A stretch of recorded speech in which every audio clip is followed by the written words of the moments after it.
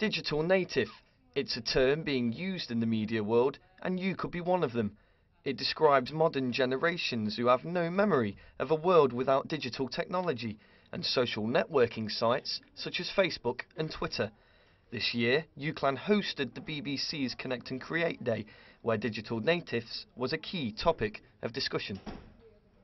The mainstream media world need to wake up to social media, because one of the interesting things that it's doing is bypassing the centre, if you like, the old kind of traditional media organisations that I would call file and forget.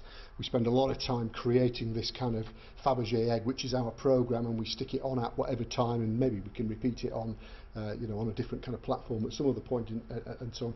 That's kind of now, it is an old model, and if you're talking to people who are digital natives, they're not driven by that kind of news agenda or all that content that's being kind of ramped up and published like that.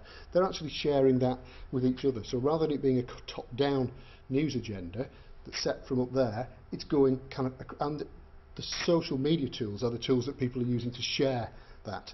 But at the moment, I think social media is as much a threat to mainstream media organisations as it is an opportunity. Having signed up to use a social media site, then actually, it was the very fact that they are offered terms and conditions upon which they might sign.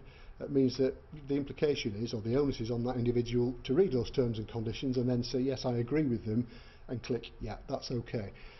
Once they've done that, depending on what the organisation is that they're kind of working for, their kind of privacy is gone. Those people signing up to those accounts probably don't care. They don't care enough to read the small print, and they probably also don't think that they're offering anything in terms of giving their own personal information away that's of any real significant kind of value or detriment to them, so they're quite happy just to do it.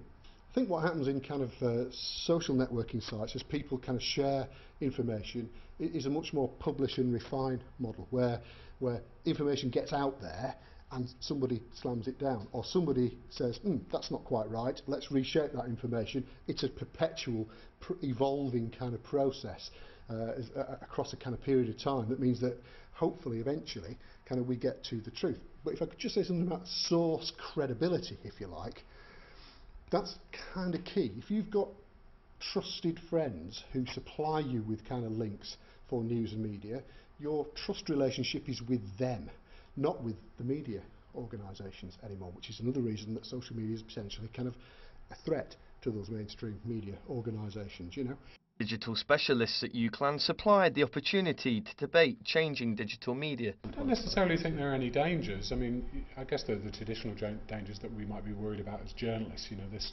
traditional paper wall thing that we've got, that we don't dirty our hands with money. We are these untouchable, impeachable, independent sources of content, and how that's actually funded, where the money comes from, is we just don't engage with that. And so there's always that danger that as soon as there's a chance that an advert might be placed alongside anything that you produce that you have no control of, you might rightly be sensitive about that.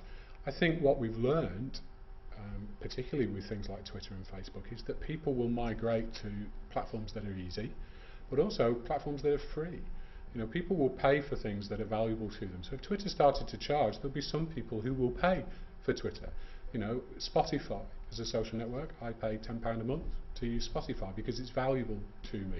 Some people will pay £10 a month to access the Times behind a paywall because it's valuable to them. So I don't necessarily think there are any dangers in things going solely paid for in terms of social media, because I think the audience will always find a way, and there will be people understand the kind of deal. So if I sign up for something for free, there might be some adverts and that kind of thing.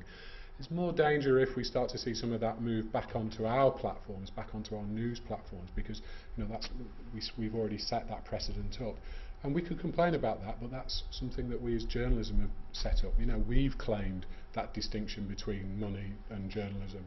We just have to live by the rules that we've set.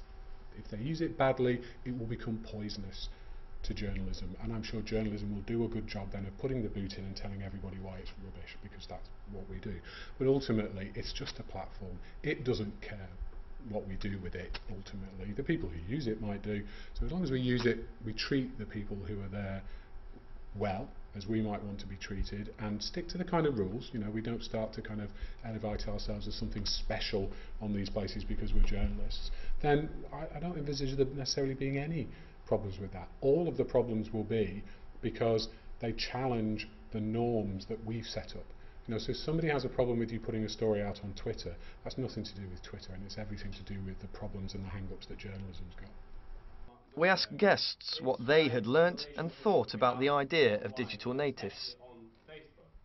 How the internet seems to know a lot more about me than what I thought it did. Really, I've just learned about a new tool on the internet, something called Storyfy. It seems to be in its beta stage at the moment, but I think at the end of the day I will probably have applied to have an account with Storyfy. Oh, it was really interesting, and the most interesting part was Storyfy, where you get it was a news aggregator. You get all these news items from the internet all in one place, so it can be news from the BBC or the Guardian, then YouTube videos or videos from all over the web, all in one place. You just need to go to one place to find all this information about one story.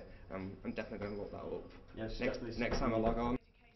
The 21st century has seen the dawn of the digital native, a fast-spreading species of man in a world where the development of digital technology is forever accelerating. Craig Wood, the University of Central Lancashire, Preston.